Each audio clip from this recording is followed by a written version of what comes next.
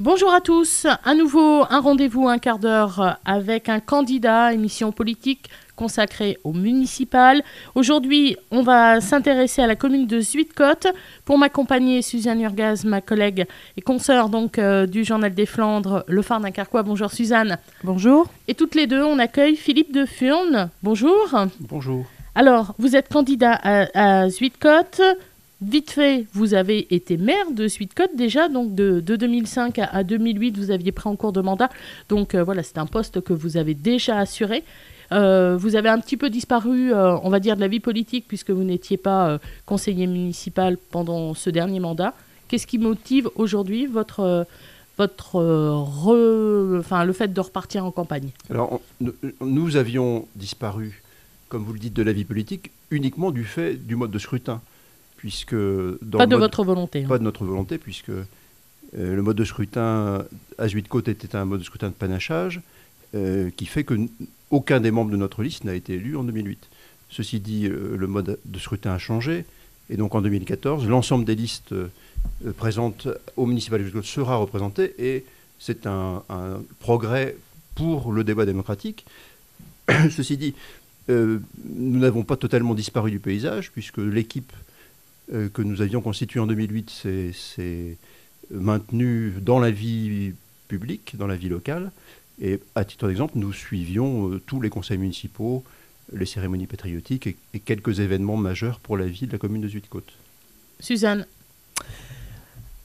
On pourrait déjà avoir quelques grandes lignes de votre programme. On sait que lors de l'élection précédente, vous êtes un peu, entre guillemets, cassé les dents sur l'idée de développer Zuydcoote. Peut-être que les propos ont été mal compris par les Zuydcootois sur ce projet de développement du village. Qu'est-ce que vous pourriez dire aujourd'hui pour rassurer les Zuydcootois? Alors, nous faisions en 2008 et nous faisons toujours en 2014 le pari que pour que Zuydcoote, qui n'a que 1600 habitants dans une agglomération qui en fait 200 000, donc c'est-à-dire qui ne pèse pas d'un poids énorme, nous faisons le pari que l'avenir du village de Zuydcoote passe par le maintien d'un minimum de population, et que pour maintenir un minimum de population, il faut des logements, que ces logements amèneront des habitants nouveaux, des enfants, et que ça viendra conforter l'école. Nous, notre équation, à l'échelle d'un village de 1600 habitants dans une grande agglomération comme Dunkerque, elle est très simple. C'est logement, habitants, enfants, école. C'est le cœur du dispositif. Et de ce point de vue-là, l'enjeu de 2014, il est encore plus criant que celui de 2008. En 2008, nous avions 9 classes à l'école.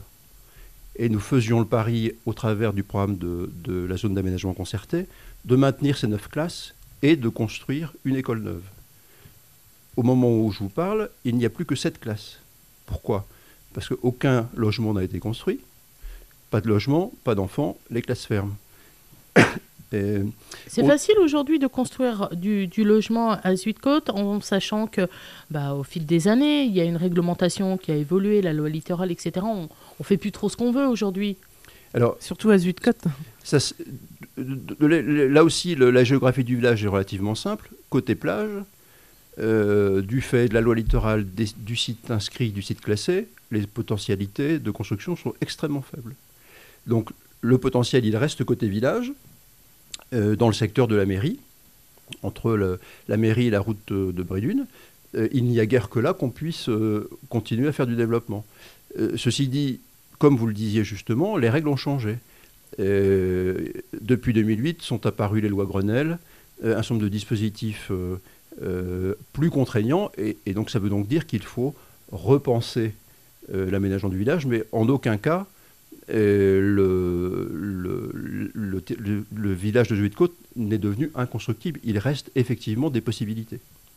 Quand on veut construire du logement, qu'on n'en a pas forcément, n'a pas beaucoup de terrain, comment on fait? On va sur les hauteurs, on construit... Là aussi, ça a fait partie des fantasmes de la campagne de 2008. Hein. On allait, à l'époque, amener des immeubles. Les règles d'urbanisme à Zuydcoote, elles sont très claires. On ne peut pas construire des immeubles, on ne peut pas construire des barres d'immeubles. On ne peut pas dénaturer non plus un village comme Zuydcoote. Écoutez, le règlement du plan local d'urbanisme, il est le même depuis le milieu des années 80. Et que je sache, nous avons construit, et ça n'a pas dénaturé pour autant le village de Zuydcoote. Vous avez parlé de l'école, alors des logements, faire venir des nouveaux habitants, on va dire une jeune population, tant qu'à faire, pour qu'il y ait des enfants, pour faire en sorte que l'école subsiste, ou du moins, votre volonté, c'est de réouvrir de l'école. Mais comment on fait pour attirer... Ah, évidemment, il y a un joli cadre à Zuidcote, ça, personne ne peut le dénier. Mais comment on fait? Il faut aussi une attractivité économique. Alors, la sociologie du village de Zuidcote, elle est fondée sur des familles, historiquement sur des familles travaillant à l'usine des Dunes à Lefrancouc et dans le secteur médico-social, disons autour de l'hôpital maritime. Ça, c'est le fond sociologique de la commune. Qui ne sont pas non plus, on va dire, deux entreprises qui financièrement se portent merveilleusement tout à fait. bien. Mais depuis le milieu des années 90, fin des années 90, nous avons accueilli, parce qu'il y a eu de la construction, je rappelle que entre la fin des années 90 et le début des années 2000, on a construit une centaine de logements. Et d'ailleurs, on a construit une centaine de logements et on a ouvert 2 classes à l'école.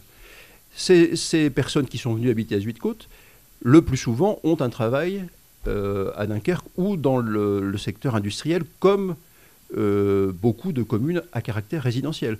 Donc, attirer des gens à Zuidcote en termes de logement, je pense que le seul cadre de vie suffit. Ce qui pêche un peu, encore plus depuis quelques années, c'est le fait que les activités de commerce sont un peu flageolantes.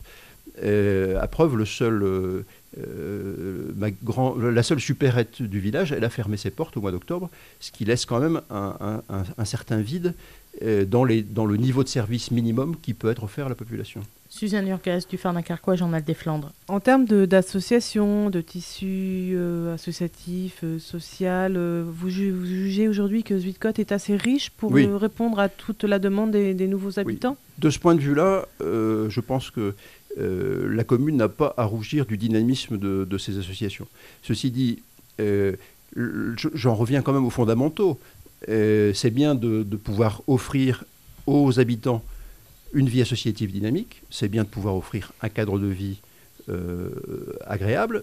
Encore faut-il pouvoir que dans la durée, le village continue à vivre. Et ce que nous souhaitons mettre en débat à l'occasion de ces municipales du mois de mars prochain, c'est finalement que veulent les Zuidcotois en termes d'avenir et quel niveau d'ambition sont-ils prêts à accepter. Alors, les Zuidcotois, évidemment, ce sont eux qui seront les juges du débat, mais c'est aussi un débat qu'il nous faut avoir en confrontation avec les propositions qui seront faites par Paul Christophe. Et nous pensons qu'il nous faut un minimum d'ambition, sinon, à terme, c'est la mort du village. Et nous disons qu'aujourd'hui, le village, il est déjà sur le déclin, c'est-à-dire que pas de logement construit, des classes qui ferment à l'école, une école qui est extrêmement vieillissante. Hein.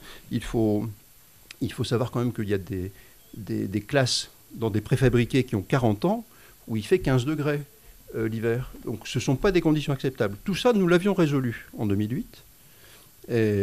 Pourquoi ça s'est dégradé alors? Pourquoi ça s'est dégradé? La situation? Oui, voilà. Si vous dites ça s'est résolu en 2008 et aujourd'hui, c'est préfabriqué. S'ils ont 40 ans, ils existaient il y a 40 ans par définition. Mais en 2008, dans l'approche globale que nous avions faite avec la communauté urbaine de Dunkerque et que nous avions proposée aux Zuidcotois, il y avait une école neuve, entièrement financée dans le cadre de la ZAC, dont il ne restait qu'à signer le permis de construire. Ça n'a pas été fait. Ça n'a pas été fait. Pourquoi ça n'a pas été fait? Puisque le processus de ZAC a été gelé du fait des orientations prises par l'équipe de Paul Christophe. Et donc la communauté urbaine qui était prête à construire l'école, eh bien, elle a gelé le dispositif. Voilà, tout simplement. Vous considérez que l'aide que peut apporter la CUD n'est pas suffisamment développée du fait de l'équipe en place ou du fait d'une volonté de la CUD? Non, je pense qu'il faut renvoyer chacun à ses responsabilités. La CUD, elle exerce un nombre de compétences et un certain nombre de missions.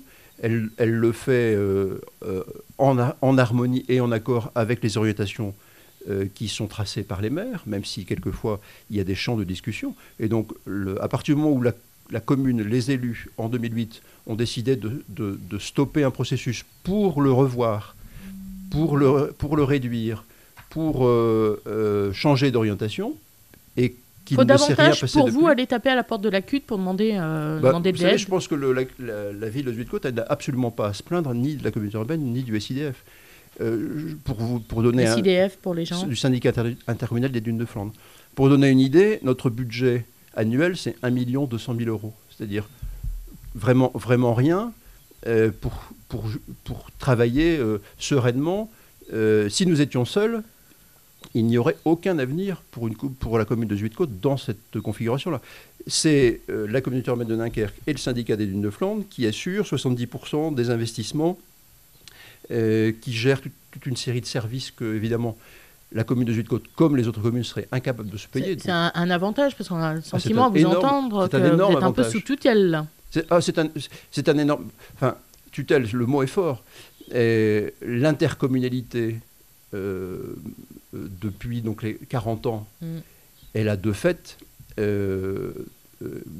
porté au niveau de l'agglomération, dans des démarches de solidarité intercommunale, toute une série de programmes et toute une série d'actions que les communes n'ont plus à exercer. Et je le redis ici, sans la communauté urbaine de Dunkerque et sans le syndicat intercommunal des Dunes de Flandre, la commune de Zuydcoote n'a absolument pas les moyens de mettre en œuvre un quelconque projet. Et d'ailleurs, on le lira dans les programmes qui seront présentés aux électeurs. Alors, on va y venir, hein, parce qu'il nous reste un peu plus de 3 minutes. Suzanne Urgaz. Moi, j'avais une petite question concernant le tourisme. Alors, voilà, Brédune, c'est la grosse station balnéaire. Dunkerque également, Dunkerque-Malo. Bon, le Frincook, c'est un peu plus anecdotique, quoique. Zuydcoote, voilà, j'ai envie de dire, c'est la petite plage des Dunkerquois qui viennent s'y réfugier justement pour fuir les touristes.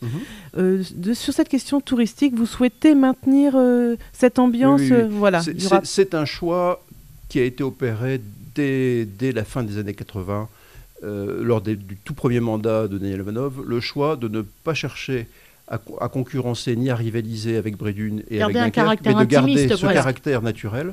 Je rappelle que au cœur du périmètre du grand site des Dunes de Flandre, donc des marches portées par le syndicat des Dunes de Flandre, nous sommes la commune la plus préservée, la plus naturelle, et il n'y a aucune raison, même si on peut juger qu'en termes d'impact économique, ça n'est pas satisfaisant, il n'y a aucune raison de changer cette approche et ce pari de rester la commune la plus naturelle et d'attirer des habitants et des visiteurs, qui d'ailleurs viennent déjà très nombreux, sur ce caractère naturel. D'accord. Pour autant, développement économique important, nécessité pour vous, même tout en gardant ce côté intimiste, j'y reviens, vous dites le développement économique n'est pas suffisant.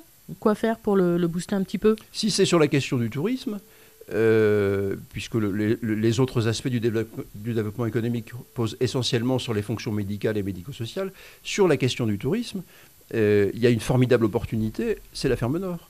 Je rappelle que ce dossier qui traîne quand même depuis tellement longtemps, nous l'avions laissé en 2008 dans un état d'avancement relativement poussé. Il est aujourd'hui, à peu de choses près, dans le même état qu'il l'était en 2008. Ceci dit, il y a de formidables opportunités. Lesquelles ? Autour de la pratique de la randonnée, par exemple. D'ailleurs, c'est un élément que nous avions imaginé en 2008 et qu'on retrouve dans le programme actuel. Autour de la pratique de la randonnée, de l'accueil des randonneurs, il y a certainement matière à développer. Il y a un marché à prendre, il y a une identité à prendre. Marché, je pense qu'on est le terme est trop fort. Identité, certainement. Identification comme un lieu où on pratique la randonnée, certainement. Merci beaucoup. Je vous remercie. Suzanne, peut-être une dernière question. Non, peut-être sur les grandes lignes de votre programme que vous allez bientôt dévoiler. On peut déjà avoir... Alors, on va le dévoiler effectivement assez rapidement. Il n'y aura pas de surprise. D'accord. En ce sens que ce que j'ai évoqué au début, c'est-à-dire logement, habitants, enfants, école, c'est le cœur du dispositif. D'accord. Très bien. Merci. Merci à vous, Philippe Defeurne, donc candidat à Zuydcoote, et merci à Suzanne Urgaz, qui, malgré être mal foutue, est venue à notre micro sur Delta FM. Merci à vous. Merci Florence. Suzanne. Merci à vous. Un quart d'heure avec un candidat. C'est chaque jour à 13h et 19h sur Delta FM.